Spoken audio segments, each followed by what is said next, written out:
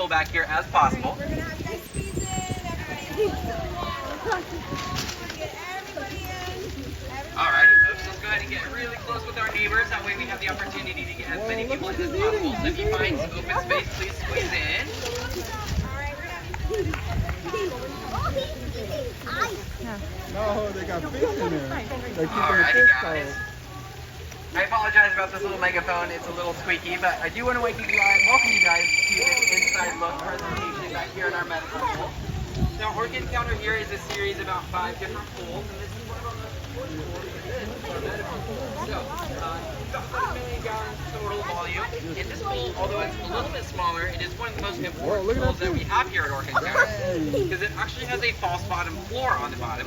So the floor can completely lift all the way up and out of the water and allow our veterinary team to come and do any sort of medical procedure that they might need to do.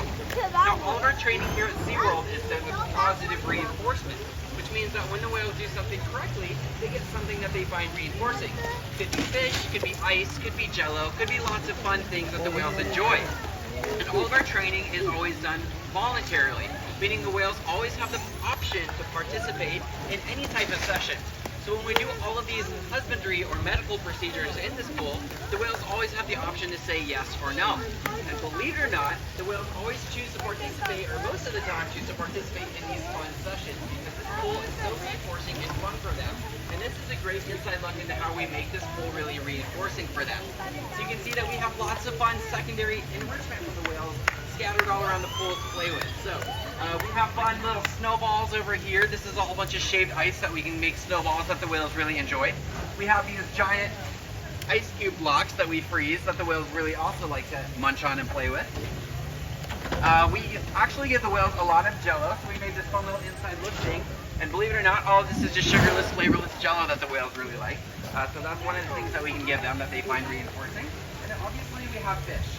So lots of things that we can give to the whales to make this pool super, super fun. Now we also have this little sprayer right here where the whales enjoy playing with as well.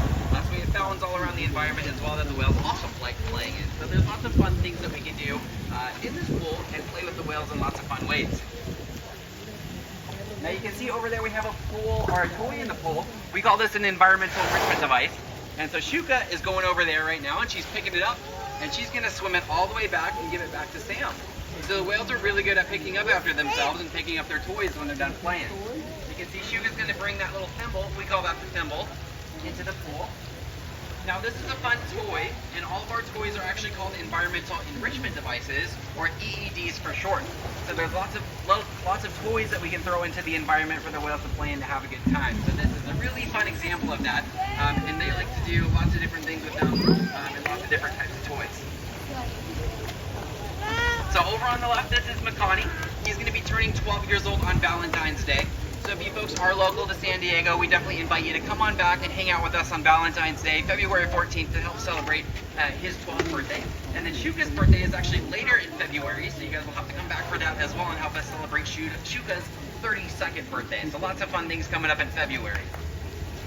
Well, folks, we want to thank you guys so much for coming out and doing this little inside look. We have a big line of people, so we do want to invite more people back. So if we can start making our way over to the right side and over back this way, that way we can make room for our next group of people to come in and see these whales as well. So next we're going to go ahead and, yeah, we're going to shuffle in, get really nice and close to our neighbors. That way everyone has the opportunity to see our killer whale family. All right. Well, welcome to our inside, behind-the-scenes look here at Orkid Encounter. You guys are checking out our medical pool, which is just one of 5 pools in our Orkid Encounter complex. Orkid Encounter is a total of about 7 million gallons of natural ocean seawater. It's one of the largest saltwater habitats in the world.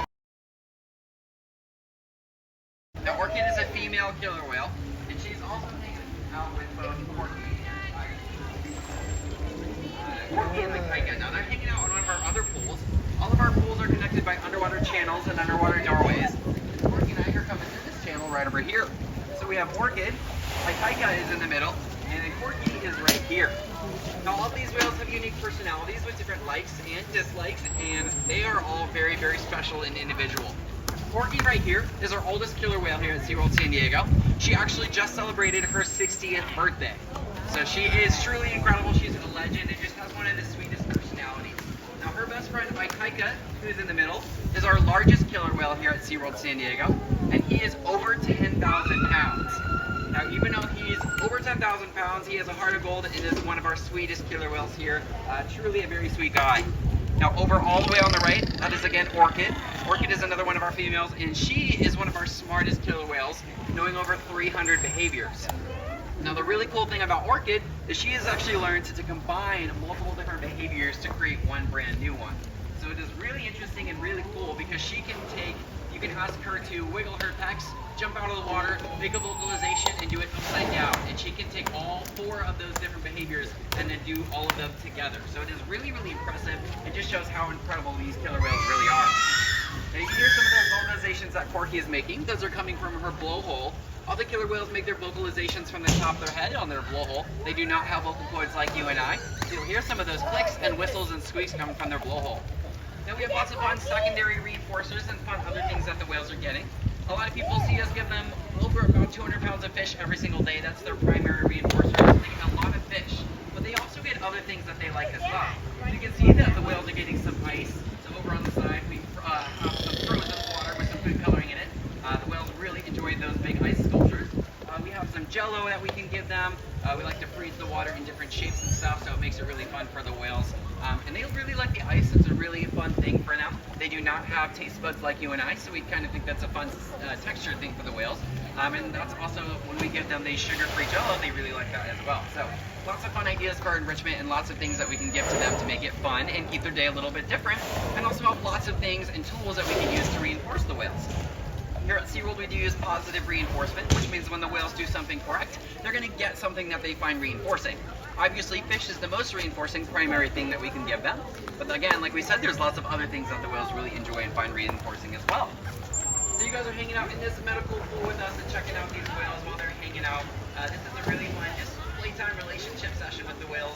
We're not asking any behavior or anything. We're just spending a lot of fun time with them, building our relationship, giving them lots of fun treats, and that secondary enrichment, and just having a good old time with them. And these are really one of the truly funnest parts about our job and best parts about our day, when we just get to come and spend one-on-one time with the whales and just have a good time. There's truly nothing like it than hanging out with a killer whale. Well, ladies and gentlemen, we do have a big group behind you guys. We want to try and shuffle in as many people as we can. We do have a 2 p.m. inside look presentation in the stadium behind, so we do ask that you guys come and check that out. You're going to see lots of incredible killer whale behavior and get even more inside look into how we shape and train everything here. So on our way out, if we can make our way over to the left-hand side and exit out this way, towards Hannah back there. That way